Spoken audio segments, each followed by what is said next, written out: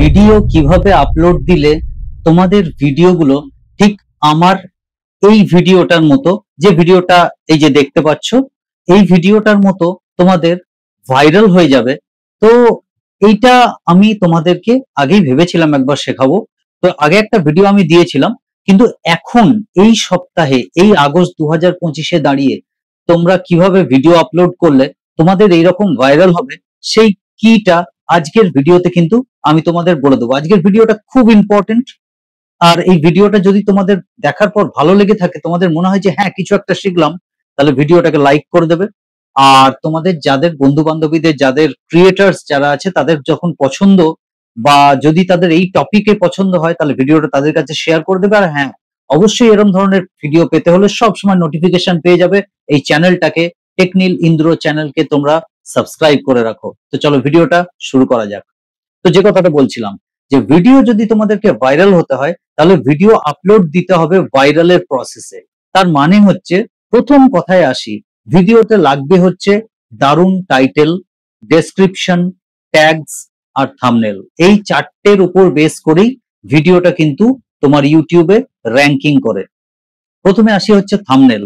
Thumbnail বানানোর জন্য তোমাদেরকে কি করতে হবে না, টেক্সটের স্টাইল খুব ভালোভাবে নিতে হবে। তোমরা ধরো বাংলায় থাম্বনেল বানাচ্ছ, টেক্সটের স্টাইলটা কিন্তু দরকার। এক হচ্ছে নিজের ফেস দেখানো একটা ছবি থাম্বনেলে থাকলে খুব ভালো হয়। দ্বিতীয় কথা হচ্ছে যে থাম্বনেলের তোমার ছবি আর টেক্সট স্টাইল, তার পেছনের যে ব্যাকগ্রাউন্ডের ইমেজটা, সেটা যেন কালার ম্যাচিং করে হয়। মানে তুমি যে টি শার্ট পরে আছো, বা তোমার যে হেয়ার কালার আছে, বা তোমার স্কিন কালার যেটা আছে, আর তার সাথে তোমার টেক্সটের যে স্টাইলের কালার গুলো আছে, আর তার সাথে মিলিয়ে তোমাকে ব্যাকগ্রাউন্ডের কালারটা করতে হবে। এবং অল ওভারের ব্রাইটনেস আর কন্ট্রাস্টটা কিন্তু বাড়িয়ে দিতে হবে। তাহলে দেখবে তোমাদের থাম্বনেলটা কিন্তু খুব ভাইরাল থাম্বনেল হওয়ার মতো হয়ে যাবে। তৃতীয় কথায় আসি, টাইটেল। টাইটেলটা করার জন্য তোমাদেরকে কি করতে হবে, যে ভিডিও ভাইরাল হয়েছে তার টাইটেলটাই তুমি ইউজ করবে। প্রথম প্রথম তোমার চ্যানেল যখন তুমি ইউজ করবে, চ্যানেল যখন তুমি চালাবে, তখন তোমার যে ভিডিও ভাইরাল হয়েছে তার টাইটেলটাই ইউজ করবে। এই কথাটা কিন্তু মনে রাখবে। চলে আসি হচ্ছে ট্যাগস এর কথায়।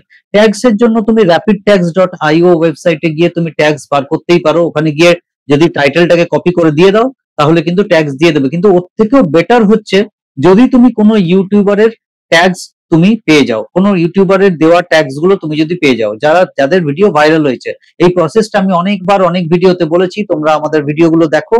ভিডিওটা দেখলেই কিন্তু তোমরা বুঝে যাবে। আগের ভিডিও যদি তোমরা দেখো, তাহলে তোমরা শিখে যাবে যে ট্যাগস কি করে বার করতে হয়। ওটা আমি এখন আর এই ভিডিওতে বলছি না, ভিডিওটা লম্বা হয়ে যাবে না হলে। আর একটাতে আসি হচ্ছে ডেসক্রিপশন। ডেসক্রিপশন খুব ডিটেলে লিখতে হবে। ডেসক্রিপশনের মধ্যে নিজের চ্যানেলের হ্যাশট্যাগ আর নিজের চ্যানেলের @ দিয়ে নামটা, সেটা কিন্তু দিতেই হবে।